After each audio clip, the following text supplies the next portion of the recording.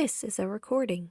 Welcome to the Locked Tome, the spooky sister channel to the Open Book. To kick off this horror-loving space, I am repurposing some of my older videos, originally published to TOB, which were admittedly a little too horror-centric in nature. We're splitting vibes and splitting skulls over here, so if anything in this video feels a little odd in the editing, that's why. I can't wait to get the channel fully up and running. Thanks for stopping by, and please stick around if you also enjoy all things horror, and if you'd prefer cozy vibes, I will kindly direct you to the Open Book channel instead, where over there I have cookies. End of recording. Hello humans, and welcome to my channel. Today I have another quick movie review for The Happening. The Happening is an M. Night Shyamalan movie from 2008 that had me sitting there at many points asking myself, what the fuck am I watching? Before I start, this review will not be sectioned into spoilers and non-spoilers because The Happening is old and the premise is in the movie description, so there's not much to hide.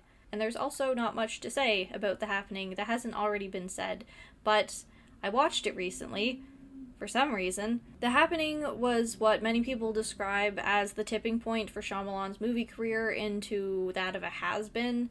It baffled them that the man who created The Sixth Sense also created this. I went into The Happening with an open mind and optimism, as I usually try to do. I want to give movies and books a full chance to speak for themselves, apart from the rampant criticism and disappointment of its audience at large. And what other people right off the bat found hilariously stupid, I actually didn't. When it started, I thought The Happening was interesting. Although a bit nonsensical, the sudden suicide of everyone in a given area is pretty creepy and terrifying. I found the construction workers jumping off the building pretty beautifully unsettling, even when one of them comedically fucks himself off the side of a waste material dumpster. It felt like one of those horror concepts that no matter how you go about it, it will never be properly experienced by a non-immersed viewer. It's either disturbing or it's stupid. I went on watching, giving it a chance, and experiencing the movie through the lens of the former. That didn't last very long, though. What made the concept viable in any capacity was the element of mystery. If you don't know why or how people are deciding to suddenly kill themselves, that keeps things tense. But as we move through the movie, we start to get answers, and the answers are what makes everything fall apart. The plants are doing it. And we're not told it's one kind of plant, it's all the plants. Magically, the grass and all the kinds of trees and flowers simultaneously flip a switch and produce human suicide toxins. How do the plants do this without visible mutation, or how are scientists not able to prove that they are capable of doing it after the fact? No idea.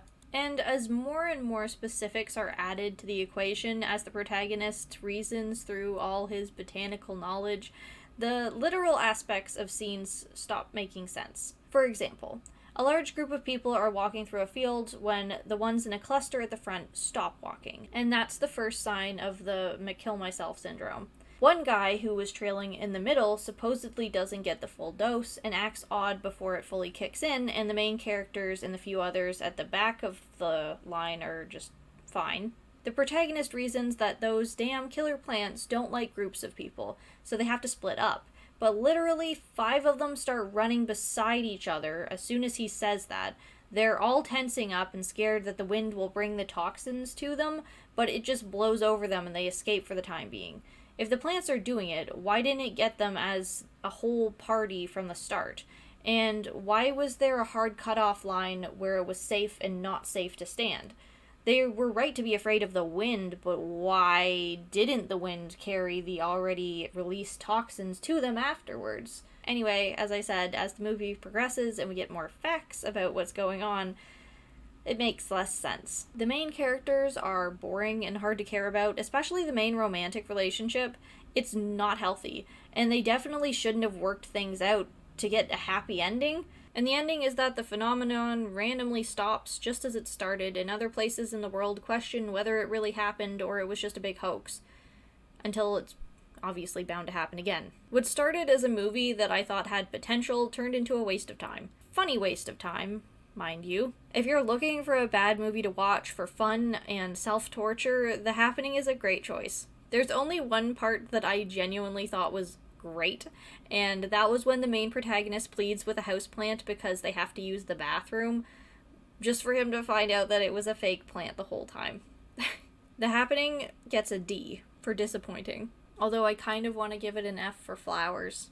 Anyway, thank you for watching this quick movie review. If you have any good, bad movies, like movies that are good to watch if you're in the mood for a very bad, bad movie, feel free to suggest them in the comments below, and I will probably give them a look because I clearly have nothing better to do with my life. Thank you for watching, and I will see you in the next video.